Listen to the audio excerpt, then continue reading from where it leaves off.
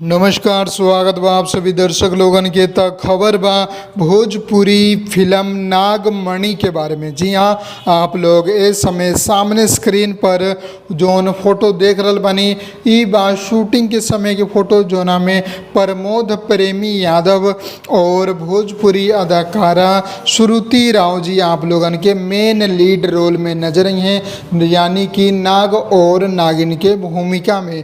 ता आप लोगन खातिर ई फोटो लेके आयल बनी जो कि शूटिंग के समय के बाद, और आप सब देख सकतानी कि ग्रीन पर्दा यानी कि हरा पर्दा लगा के एक शूट कल गई बा। और बाद में एक VFX द्वारा, जो कि बहुत ही महंगा कॉस्टली पड़ेला, वो VFX द्वारा एक एगो शानदार सीन के दिहल जाई, और जोन की आप लोगन के ट्रेलर में और फिल्म में भी देखे के मिली। तो अद्भुत ई फिल्म के शूटिंग हो रहा बा जोना के नाम बा नागमणि।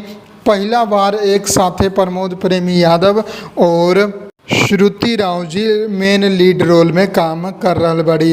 तो अगर आप लोगन के ई खबर पसंद आयल बा, ई अपडेट पसंद आयल बा, तो लाइक करी, ज़्यादा से ज़्यादा शेयर करी, और भी भोजपुरी सिनेमा के सारा खबर देखे खातिर चैनल के सब्सक्राइब करके हमनी के साथ बना रही। सारा अपडेट आप लोगन के धीरे धीरे देते रहम।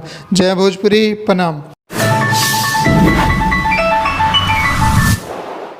लाल बटन के दबा के अपने के चैनल के सब्सक्राइब कर ली और सभी खबर सबसे पहले देखे खातिर एक घंटे के बटन के भी दबा दी, ताकि जितना भी खबर डालम आप सबसे पहले फ्री में देख लें।